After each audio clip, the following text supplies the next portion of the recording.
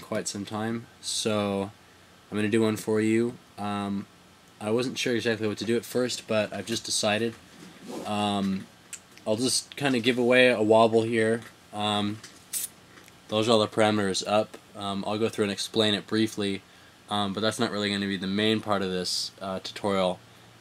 I'm going to show you basically my style of how I end up putting something into a drop, along with how I resample it and sometimes stretch it or reverse it or do whatever. I mean, we'll play around with it and we'll see what we get with this sound. So without further ado, here's the wobble.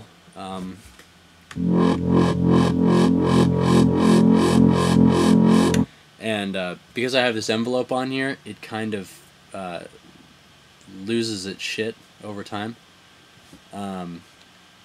Or you can use this control here. Right now it's just named vibrato, but I mean, you can name it whatever you want. I'm going to name it chaos right now. Naming it chaos because, so we have the wobble, and it basically just completely falls apart as you go into one. It's a good way to do a build, you know, add an echo onto that at the end of it and do something weird. Anyway, good old modern talking on the first one. I have the control. I have the macro control. You know, you click on the crosshair and drag it over here, brought into the tuning here, so that way when I mess with this macro control, it'll detune it just slightly, you know, plus 0.11 cents. I do the same here on the second oscillator. It goes -13, and this one goes -7. Anyway, the wave tool position is right here at center. Envelope, or LFO 5, brought over to here, and brought up, you know, right around there. So bring it up, and you know, it makes a difference if you go down or up. So up right about there. Amp and intensity are all the way up, and this one is all the way up to filter number 1. Oscillator 2, I use crude. Wavetable position is there.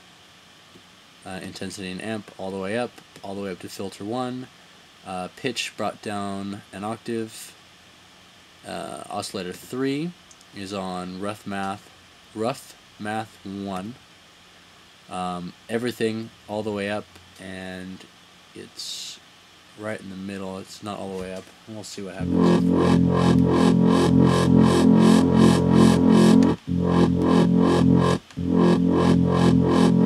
Yeah, I'll just leave it around there. Modulation.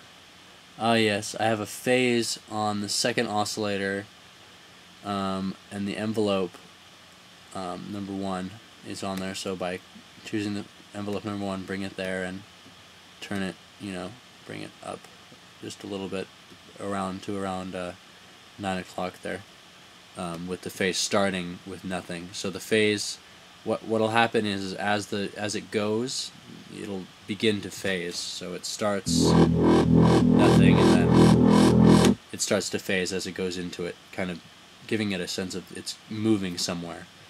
Noise, amp there, color all the way up. I don't have it going anywhere. The feedback, I have the feedback go up, you know, by using my number 1 macro control here. So there's going to be more feedback as you mess with this macro control.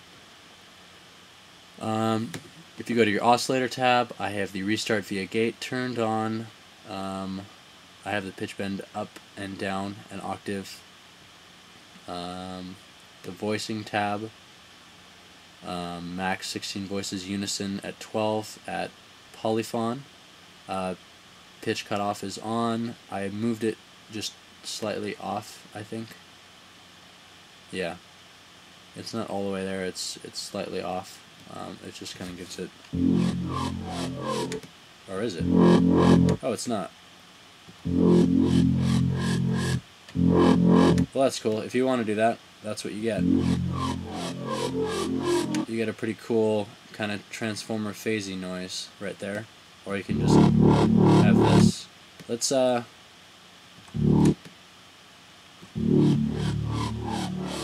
gonna go with that because that's a cool noise. That's something different. The pan position is on. I have it all the way to the right. I have a T-tube. Oh, we'll go to the filters next. I have a screen filter. As you can see, envelope 1 is on it and turned up to right around 3 o'clock there. Macro control 1 is on there and it's turned all the way up. And LFO number 5 is on there and it's turned down. That looks like around 10. I don't know, 10:30 if you want to be specific. Scream is right at dead center. Resonance is around 9 o'clock, and as it goes, the macro control is going to bring it up to noon. I got the T-tube on with the dry almost all the way down, and then it gets more wet as you mess with the macro control. The drive is, a little bit more than 9:30, maybe even 10 o'clock. Those don't do anything. I have a chorus filter on with the dry wet, around there, 9, and then the 1 brings it to wet again. Rate at center, offset a little bit off, depth at center, no EQ. That's it for the sound. So what we'll do now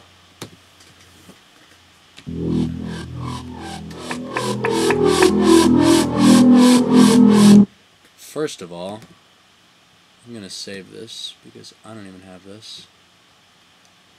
I'm going to call it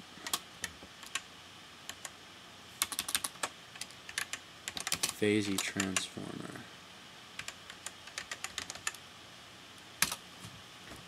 Because that is pretty cool. What are you doing? Okay. So I'm going to record something with it.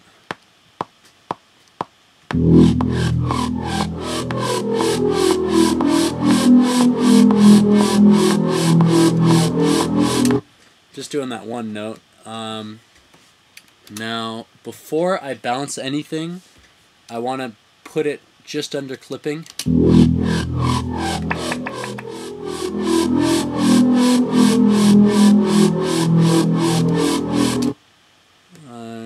I'll mess around with some different distortions.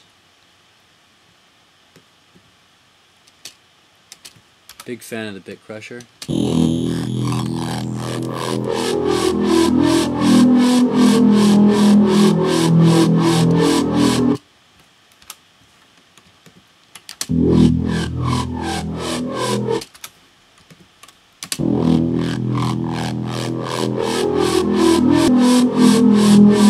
But I think it makes the middle kind of cool. But in the middle, I'll probably cut it there somewhere. If I'm going to do that too, I might want to see about some overdrive.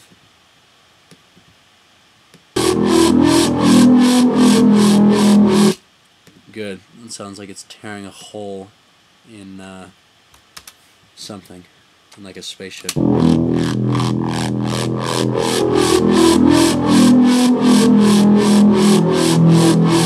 Okay, so we've got a disgusting sound.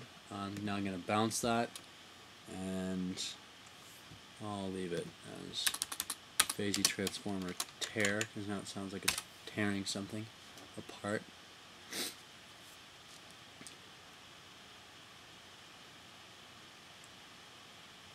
And this will only be obviously one sound of your whole drop.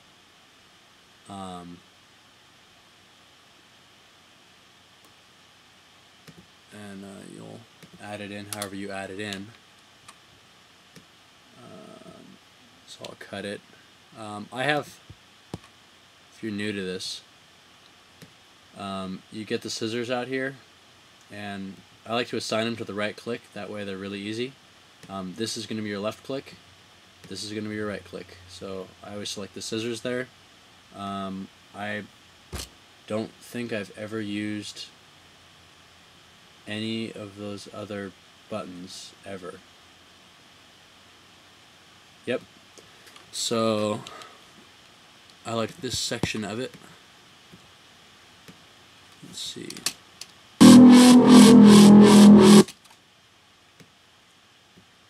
And something really cool I like to do over here, flex mode, turn that to monophonic.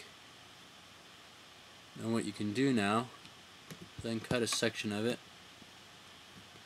and holding option, drag it out.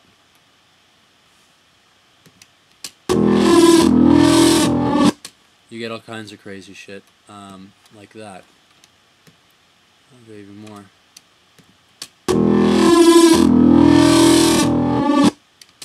Yeah, that's awesome.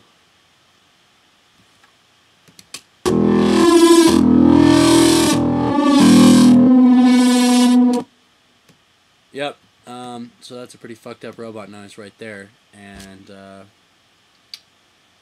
good luck. If you don't end up with that sound, then I'm sorry, because I'm not going to explain it better, because I'll probably end up using this sound. And that's all. Have fun.